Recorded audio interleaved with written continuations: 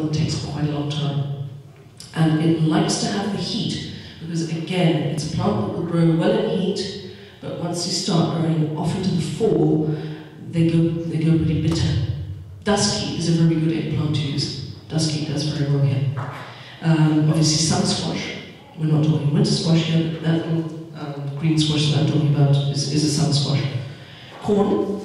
Well, everybody knows that corn is definitely well, you can have early, middle and late. You can take the late probably into the first week in September quite easily. Cucumbers. Now, cucumbers are a funny one. I start mine inside, but then I take them outside and I actually put them under horticultural fleece, because that keeps the cucumber beetle off them. And then I don't get lacy leaves and a whole lot going, can't stand this, we can't live. But if you haven't got that sort of stuff, fleece isn't that expensive. Plant them a bit later, because then the beetles will be gone by the time you get to actually planting them out. And if I came over two nasty bugs last week, I do actually quite like them. I don't kill them. I don't kill every bug that there is in the country. I can't get around to it anyway. Beans, bush beans. Probably the easiest, one of the easiest plants to grow. Carrots likewise, unless you get carrot sawfly, which I haven't seen that much.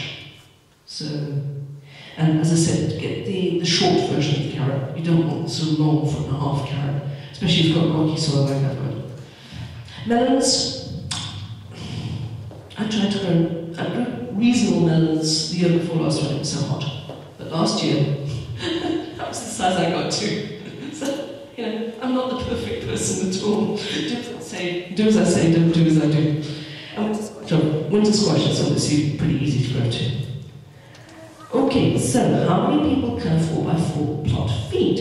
Well, as I said, one plot for one person who likes quite a bit of salad and small plants. 2 plots for 2 people who want all types of vegetables. That's including one trellis somewhere in those 2 plots. 4 plots for 4 people who don't want enormous plants like zucchini, who will take up 3 feet, or masses of climbing plants. And then if you want to add on, add 2 plots per person, 2 people. So you can start with one 4x4, extend it the following year, extend that the following year, and what we're looking at is this is optimal situations. So this is optimally good soil. Optimally good conditions.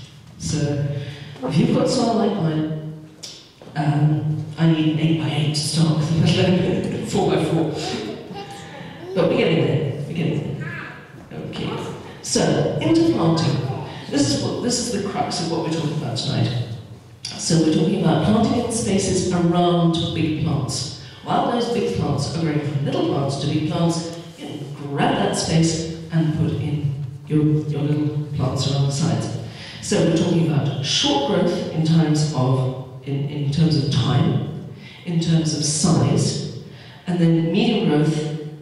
They're best in their own spaces, and put your flowers and your herbs amongst your vegetables. So just walking into this for a moment. Here's your actual square foot. Put your cabbage in the middle, or your cauliflower, or your Brussels sprouts, or your kale, or whatever. But you've got the space while that one is actually filling out, and that'll be 8 to 10 weeks. You've got the space all around the edges to put in radishes, carrots. You can almost squeeze a couple of beet in as well, if you want to. So you're interplanting in terms of the speed that things grow, for one. The fact that these are quite big spaces, actually, until this one fills out. So you've got the time to put in, if you want to put in chives and things like that, but you're going to take them out again. Or if you want to grow something else on before you move it into another plot, then you've got the time. If you're taking root cuttings, this space is perfect for your root cuttings to get going. Once you've had them actually start to root in your rooting hormone in water or whatever you're rooting with. Don't forget, if you're rooting, George said this morning, but I know it, and I actually use it. If you ever want to try and root something grab a bit of a willow, especially the weeping willows, and put just the end tip in with whatever you're trying to root. There is a chemical in the willow that helps rooting happen. It will probably root itself as well, so you get more willows, but that's not a problem. But use willow to help you root. It's a natural form of rooting stimulant. But if you're going to put in, if you want to take cuttings, then put them around the edges of your one big plant to start with. So that is basically the theory of interplanting. Okay? So, and also put your flowers in, don't forget, for your beneficial beasties and birds and whatever. So, the other strategies with interplanting are planting with complementary root growth, so that your wide-rooted things are going to grow next to your long, thin, tap-rooted things. So put your onions next to your carrots, because your onions are going to have a short, wide root base, which is going to come out pretty quickly. Your carrot is going to have a long, sorry, am I in your way? Sorry. Work over to you. Move right out of the way. Okay.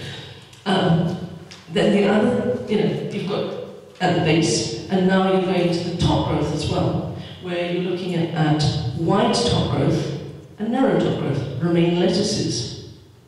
Okay, nice thin lettuce next to a big bushy parsley or something like that. So you're looking at spacing not only down at ground level, but you're looking at the width on top as well. And then obviously the shade and protection issue as well. So your taller plants that shade shorter ones, and the shorter ones that like the shade. So if you're going to grow corn and your Three Sisters method, or if you're going to grow pole beans, what I do is when I put up those triangular wigwams, I put my pole beans right around the outside, and I leave space that I can get in on one side, and I plant beets and lettuce inside, because the pole beans then shade those, and they don't bolt so quickly. So, your taller plants are your corn, your sunflowers, and what else have we got? Corn, sunflowers. Well, even some of the bigger tomatoes will grow about so tall. So if you want to, you can put quite a lot of things underneath that. And obviously, tomatoes and basil go nicely together, because the tomatoes will actually shade the basil. The basil will cause the tomato hormone and things like that to stay away because they deter it. So we're looking at deterrence as well. So we're looking at strategies there, and obviously companion planting, as we discussed last week. So the grouping of the Three Sisters, where we've got corn, beans and squash, you can use either pole beans or you can use bush beans. I find that my bush beans do incredibly well with corn. The bush beans feed corn because they fix the nitrogen. Corn is a very greedy feeder. And the corn shades the bush beans. The bush beans grow better. But the only problem with the Three Sisters is that you actually do need probably more than, because you're trying to plant a block of corn so that you can get winter pollination, because that's a winter pollinated thing.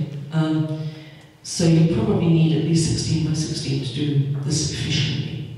And then you can grow either a winter or sun squash at ground level and let it ramp around. And the nice thing about those squashes is that most of them have prickly leaves. And who doesn't like prickly leaves? Deer. And raccoons. Yeah. So you're also deterring the deer and the raccoons from coming up and eating all your corn. Except last year, those raccoons got through that squash and they ate 40% of my corn in one night. So, not very happy. Okay, so that's the method there. But again, it doesn't have to be corn, it could be sunflowers, pole beans, and squash, or it could be sunflowers and squash, or not even squash actually, beans, and even potatoes. Don't forget, the Aztecs gave us corn, potatoes, and squash, and they grew all three together, and beans, some beans as well. Lima beans. Lima beans came from Peru. There we have it. So you've got a good mix there. You can mix anything that's tall, something that will go around the bottom, and something else that might go up through the plant, or it might be another a good feeder. Alright, plan for spring interplanting. So we're looking, basically, we have got a 4x4 plot. We've got something vertical, some of the stuff can grow up at the back. We'll come back to verticals shortly. And it's going to be mostly salad. So your back row is going to be 2 spaces with a tomato each, and 2 spaces with cucumbers. Now, it's 2 cucumbers per space, because they go up and then they go sideways. So you've got not a very big root space, but you do need space for them to grow up. So 1 square each for 16 radish, 16 carrots, and 16 beets. Now the radish and the carrots you probably could plant in the same space, because by the time that the radishes are finished in 28 days, because they take 28 days to mature, your carrots will be coming up so that you can see them. So you can probably put the 2 together quite easily. Then you need 4 spaces for lettuces, 6 for bush beans, says I, 9 for Swiss chard, and then half a space for chives, half a space for parsley, half a space for basil, and then if you want flowers, these are the ones that I normally put in: nasturtiums, borage, I love your borage, and a half space for marigolds. Those are the ones that will give you the trap crop that will keep nasties off your carrots and your beets and your lettuces, that be the nasturtiums. The borage is just such a good one for pollinators, and the marigolds again will deter an awful lot of things out of the cucumbers and the tomatoes and whatever. That's the Mexican marigold or the French marigold. That's the tahitis, they call it. Okay, so you'll have flowers, have it looking pretty, and you'll have herbs as well, and you'll have the vegetables. So then, succession planting. What's the difference between that and interplanting? Succession is to actually get a succession of plants growing right through the season, right into the fall, so that you are extending your period of actually using your plot. Don't forget, when you actually put a new plant in, you need to put some more food in, so get some compost and put a couple of cups of compost around that new spot that when you've taken something out that you're going to plant back into. So, I don't eat that many radishes. My husband loves them. He will eat 1 a day. So 16 is probably enough to start with. But I tend to split them up. I plant either weekly or bi-weekly, so that we've not got 16 already at once, and then they go big and woody and horrible. So plant weekly or bi-weekly if you think you're not going to eat all of them all in one shot, or give them all away, or sell them off, or whatever you're going to do, okay? So that goes for lettuces as well, because lettuces, you can only eat, maybe 1 or 2 lettuces a week. You can't eat 16 lettuces a week. And again, they'll go bolting along before you can finish them.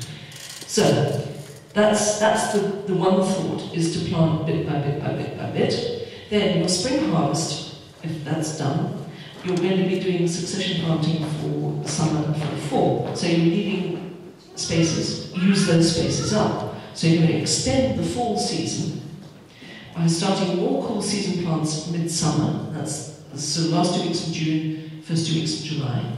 And you start those away from your bed if you can, as you've done now, and then transplant them in as your stuff comes out. So that's basically what we're looking at.